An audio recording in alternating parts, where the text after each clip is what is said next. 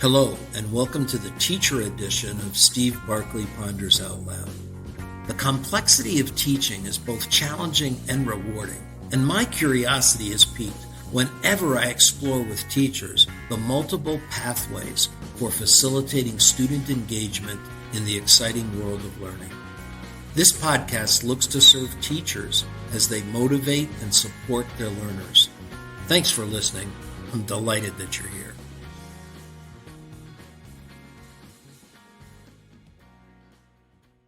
Teaching and learning with station rotation.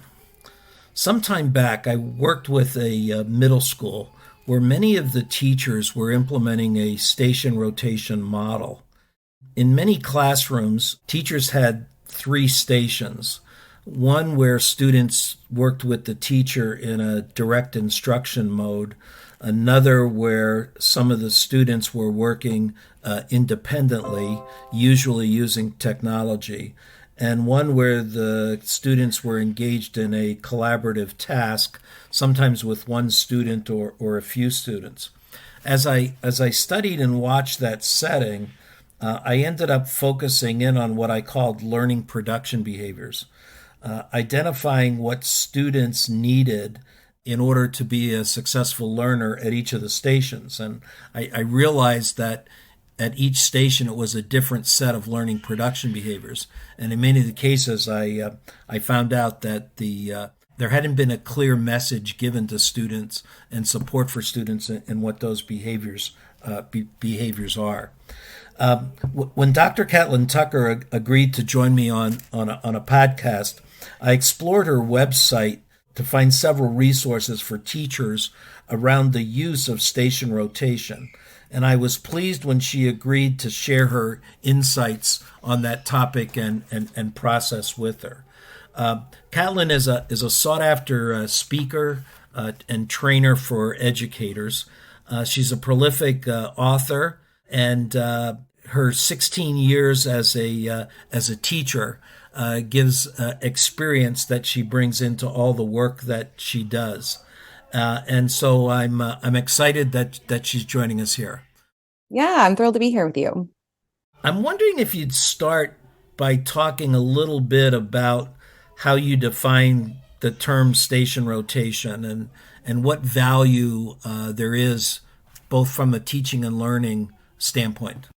Absolutely. So the station rotation model does exactly what the name suggests. There are a series of learning stations and students rotate through them. Typically, as you said in the intro, there is a teacher-led station. There's at least one online learning station, maybe multiple, but that one online learning station is what technically qualifies this as a blended learning model, which is different from maybe like a traditional learning stations that teachers might have done without any technology. And then there's an offline or multiple offline learning stations. I'm very quick to caution teachers who are in a one-to-one setting, do not make every station an online station, right? Blended learning is really about the combination of active engaged learning online and offline. So we want to have both kinds of stations kind of at the ready for our learners.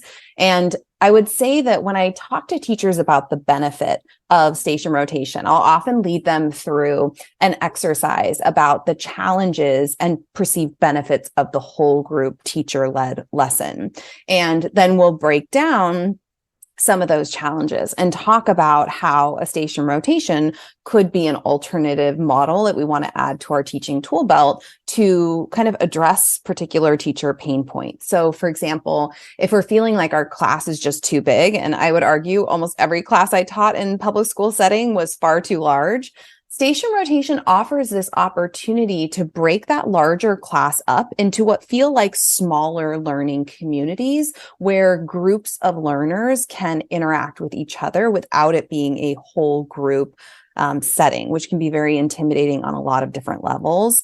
It also frees the teacher to differentiate more effectively and consistently. So as you said, a lot of teachers will use their small group teacher-led time for differentiated direct instruction, which is great. You know, we don't want teachers saying the same thing the same way to each group that comes through. We want them thinking about what problems, what texts, what examples, what questions are going to be within this particular zone of possibility. What supports and scaffolds might they need? What building background information might be helpful? How am I going to be thoughtful about my word choice and vocabulary as I present information to groups? Even mixed skill level groups, like having certain scaffolds on hand for students to use if they need them. But I also encourage teachers, like, if you're feeling overwhelmed by just the amount of take-home feedback you have to give students, then run a teacher-led feedback station, right? So if students are working on a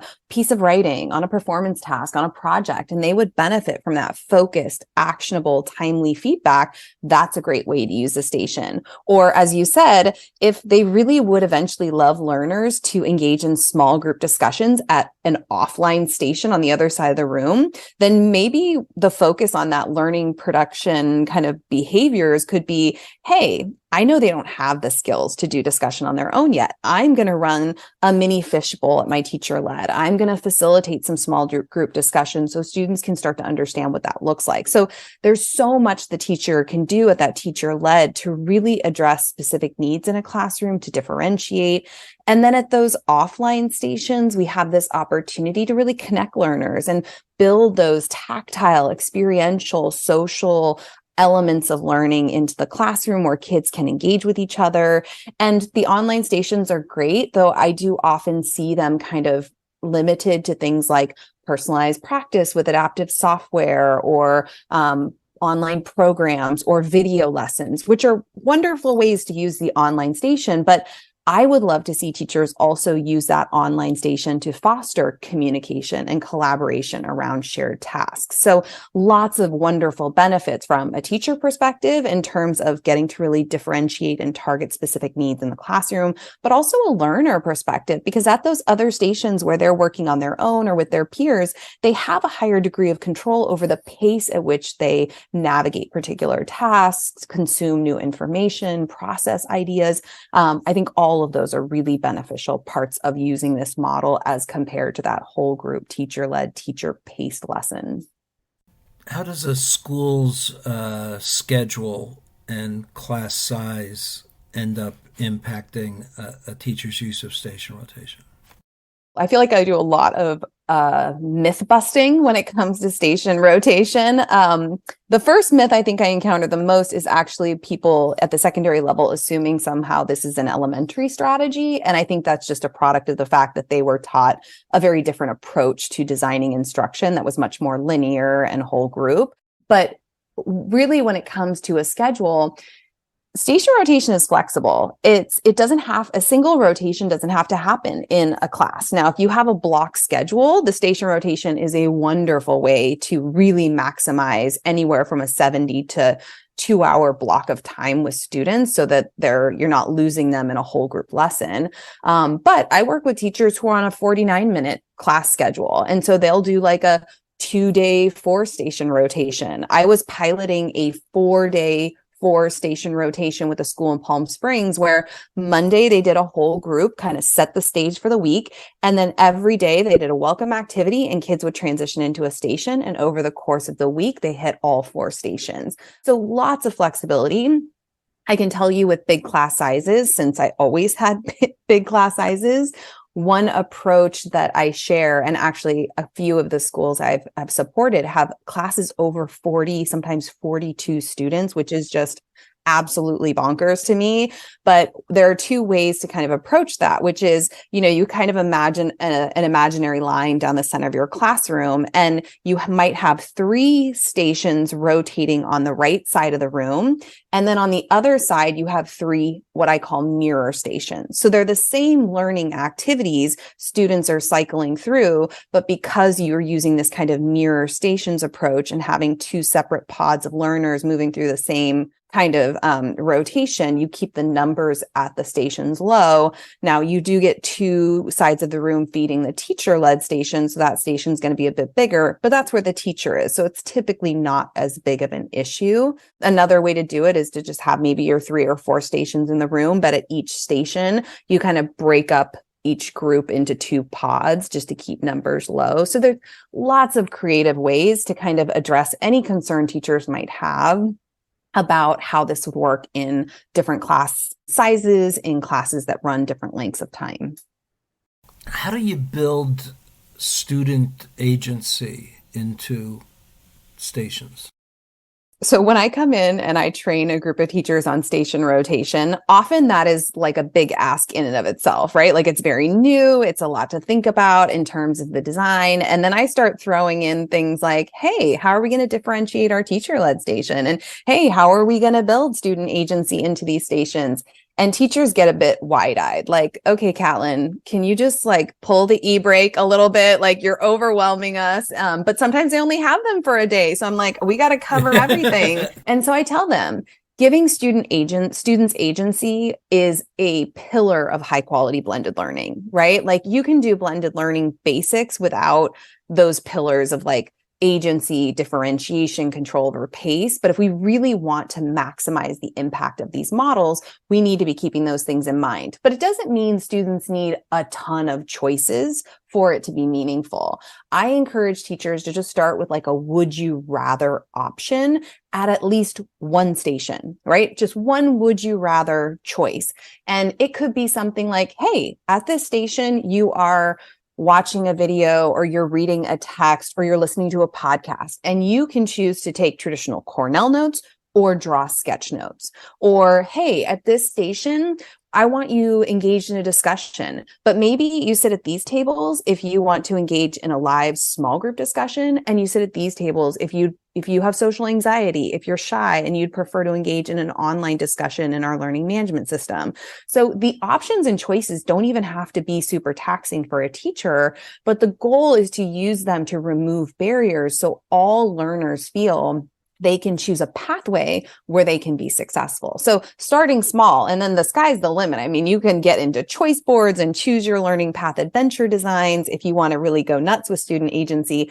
But starting simple is great for teachers, and it's actually good for students because so often I forget, like these kids have spent years in classrooms where a lot of them have not been invited to make very many choices about what they learn, how they learn, what they create to demonstrate their learning. So when you give them a choice, sometimes you get this deer in the headlights look of like, wait, what? Like, can't you just tell me how to do this? And so they almost have to build that muscle and that confidence in their ability to make choices. So starting small can help to kind of onboard them to what will be more significant choices in the future. I'm wondering the timing. So if you change the station at a particular time, so how does a teacher deal with, are you finished? Are you finished early? Is it that the teacher has to learn a little bit of building the expectation into the task that you have at the station? Yes. So there's a lot I want to say in relation to that question because I get it a lot. So first, one of the things that is important to remember is station rotation is within the umbrella of blended learning. And one of the goals of blended learning is to give students more control over pace. But teachers really worry, like, what if a kid gets done early? And I get it. You get done early, you start making your own fun, you distract the kids next to you, it's problematic. So instead, we have to set the expectation that if students finish early, one, is there any other task in that rotation they didn't finish that they need to return to? If they are all set, then here is a list of next steps or may-do options they can choose from. I've designed brain break boards for teachers who don't want to like make students do additional work if they get done early. They just want to give them kind of a fun brain break task. So setting up some kind of structure and expectation for kind of what they do if they're done early. There are also really fun ways to kind of play around with pacing in a station rotation. So one variation on the traditional rotation is if a teacher is not leading direct instruction during that rotation. Instead, they're giving feedback, or maybe they want to guide and give corrective kind of feedback on something students are working on. They can basically run a student-paced free flow station rotation. So every student starts at a station, and then when they're done with that task, they pick up their things and they move to the next station. And teachers always worry, like, wait, what if everybody ends up at a backlog at one station? And by the way, it never happens. Like you might get a little overflow at a station for a moment, but for the most part, Kids love this approach. They love being able to move and transition when they're ready. And I've seen this work beautifully in first grade, right? So all my secondary teachers who are like, I don't know if they can do this. I'm like, yes, they can. They just need practice. And then that teacher-led station essentially becomes a drop-in station. You get your feedback, you get to touch base with the teacher around your practice, and then you move on to the next station. And it works beautifully. Another thing I would say, just in the beginning, know you're going to plan way too much for your station. So try to dial it back. Like, I can't tell you how many station rotations in the early days. I would plan a 4-station rotation, 23 minutes per station to fit into my 90 block class. And we'd get through like 15 minutes of the first 23-minute station. And I'd think, well, this is a 2-day 4-station rotation. Nobody is moving at the rate I was expecting them to move. And so sometimes it just means being flexible in the beginning as you kind of get a feel for, how quickly they move through the different activities. Because what we don't want to do is jam the station so full of work that kids can't finish anything at any station and they leave feeling totally overwhelmed with so much homework. Another adaptation that I like is if you notice, one of these stations nobody's finishing work at, I would just tell my kids, like, hey guys, when you come in next class, we're going to have 30 minutes or 15 minutes of my time. And that is just time you need to revisit anything from a station today that you didn't finish. So there are lots of creative ways to deal with it, but don't let that pacing scare you away from this model because it's actually a big benefit. As I've been listening to you, I'm gaining a sense that the use of a strategy like station rotation creates the opportunity for kids to learn another set of skills beyond the content. So I'm almost hearing time management, who I work with, who I group with, the choices that the student learns from either a successful experience or an unsuccessful experience. They still learn from the choice that they made. Yeah. And self-management, right? There is a degree of self-management that has to happen. And, I think the more clear teachers are with students about, this is why we're doing this. I want to support small groups, or I want you to have opportunities to work together, or control the pace at which you move through these tasks. Like, be really clear about the value proposition of trying something new.